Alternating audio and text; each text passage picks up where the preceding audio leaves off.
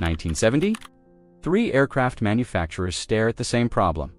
How do you build a plane smaller than the massive 747, but bigger than everything else? Three different answers emerge from Seattle, Long Beach, and Burbank. One will become an icon.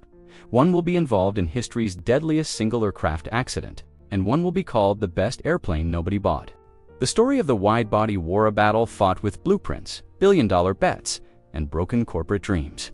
When Boeing launched the 747, they didn't just create a new aircraft, they started a revolution they almost couldn't control. In our main chapter, we saw how Boeing bet everything on the 747. But the story doesn't end there. The 747 was too big for many routes, too expensive for smaller airlines. This gap in the market triggered aviation's last great three-way fight. Today, we witness how McDonnell, Douglas, and Lockheed responded to Boeing's gamble, creating aircraft that were technological marvels, commercial disasters, and ultimately lessons written in aluminum and blood. The gap in the market. The Boeing 747 was a sledgehammer when the market needed a scalpel. At 400 seats, it was perfect for New York-London.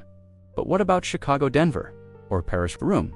Airlines needed a wide body, the new term for twin-aisle aircraft, but one carrying 250 to 300 passengers, not 400.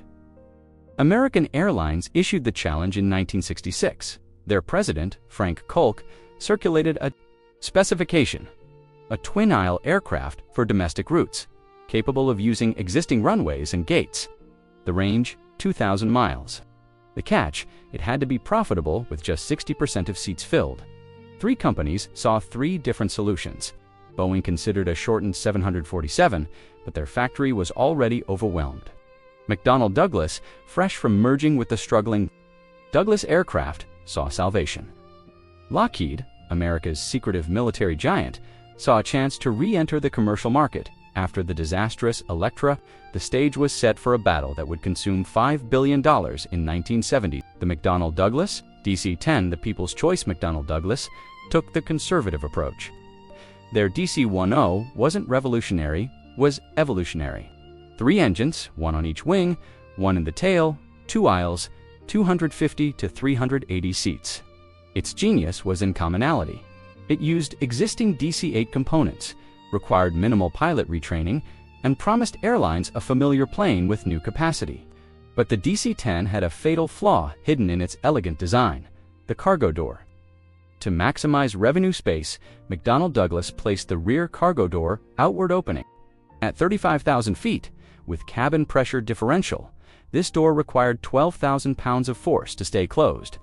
The latch mechanism was complex, and a ground handler could visually confirm it was locked when it wasn't. On June 12, 1972, American Airlines Flight 96 experienced explosive decompression when its rear cargo door blew out over Windsor, Ontario. Miraculously, pilots landed safely. The fix was simple, a $50 vent window to equalize pressure. But McDonnell Douglas, in a decision that would haunt them, made the modification optional to avoid grounding planes. They were saving dollars while risking lives. The Lockheed L-1011 TriStar, the engineer's dream Lockheed, approached the problem differently. They weren't just building an airliner, they were building the perfect airliner. The L-1011 TriStar featured technology Boeing and Douglas wouldn't match for decades. Its party piece, the automatic landing system. While other planes needed 1,000 feet visibility to land, the TriStar could land in zero visibility, following radio beams to touchdown. But Lockheed's masterpiece had one catastrophic problem. Its engine. They chose the revolutionary Rolls-Royce RB211, featuring lightweight carbon fiber blades and unprecedented fuel efficiency. There was just one issue. Rolls-Royce went bankrupt, developing it in 1971, taking Lockheed with them. The US government faced an impossible choice. Let Lockheed fail, losing 60,000 jobs and America's second-largest defense contractor, or bail them out. They chose bailout $250 million. In loan guarantees, the TriStar was saved, but now carried the stigma of corporate welfare. Airlines hesitated. Why buy from a company that needed government life support? March 3, 1974, the day everything changed, Turkish Airlines Flight 981 DC-10 departed Paris for London. 6 minutes after takeoff, the rear cargo door, the same design flaw from Windsor, exploded open. This time, the results were catastrophic. Control cables running through the floor were severed. The aircraft entered an unrecoverable dive, crashing into the Ormenaville forest at 430 miles per hour. All 346 people on board died. It remains the deadliest single aircraft accident, with no survivors. The investigation revealed corporate negligence of staggering proportions. McDonnell Douglas knew about the door flaw. They'd designed a fix. They'd made it optional. The NTSB report was scathing. The probable cause was the design of the cargo door latching system, but it added, contributing was the failure of McDonnell Douglas to correct a known deficiency overnight. The DC-10 became the death plane. Airlines parked them. Passengers refused to fly on them.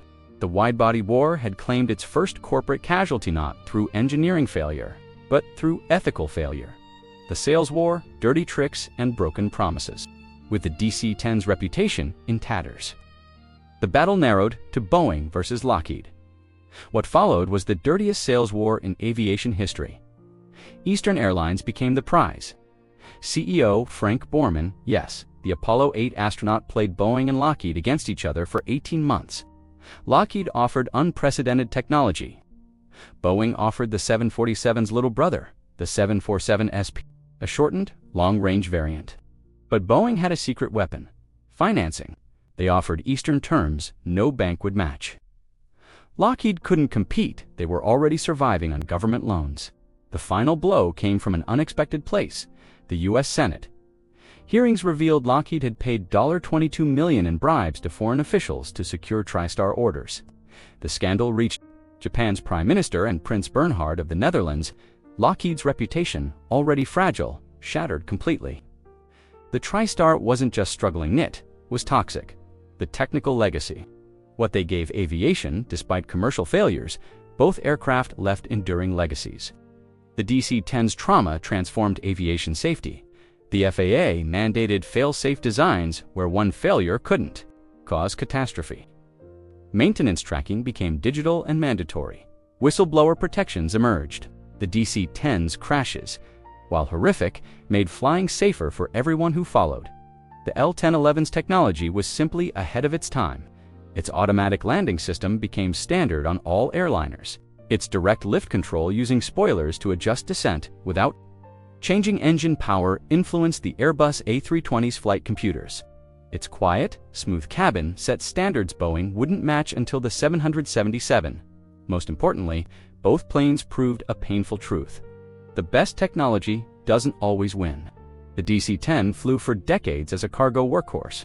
FedEx bought 70 of them. Their wide doors and strong floors made perfect freighters. The TriStar found niche success with British Airways and Delta, beloved by pilots who called it the last pilot's airplane. The final accounting, so who won the wide-body war? The numbers tell a brutal story. Boeing's 747, 1,574 built. McDonnell Douglas DC-10, 386 built. Lockheed L-1011, 250 built. But this wasn't just about sales. It was about corporate survival. McDonnell Douglas never recovered commercially. They merged with Boeing in 1997, their name disappearing from aviation. Lockheed exited commercial aviation entirely after the TriStar, focusing on military contracts where they still thrive today. Boeing emerged victorious but wounded. The development costs nearly broke them. The war reshaped the industry in unexpected ways. It created an opening for a new player watching from Europe, Airbus. They saw the carnage and designed the A300A twin-engine widebody that would avoid the trijet's complexity. The stage was set for the next battle. The human cost and lessons behind the numbers were human stories. At Lockheed's Palmdale factory, workers built TriStar with pride, knowing they were creating something extraordinary. One engineer later said, "We built the best airplane nobody wanted to buy." At McDonnell Douglas, employees defended their plane long after the public had condemned it. The families of Flight 981 watched as corporations argued about liability while they buried their loved ones. Their tragedy brought the term corporate manslaughter into public discourse and forced aviation to confront an uncomfortable truth: safety couldn't be optional, even if it cost money. The wide-body war's ultimate lesson was about integrity. The DC-10 wasn't a bad aircraft, was a good aircraft with one fatal flaw that management refused to fix properly. The TriStar wasn't a failure of engineering, it was a failure of timing, finance, and ethics. In aviation, as in life, cutting corners on safety always cuts back. The 1970s wide-body war represents aviation's last great three-way fight. It pitted corporate culture against engineering excellence, short-term profit against long-term safety, and American ambition against emerging global competition.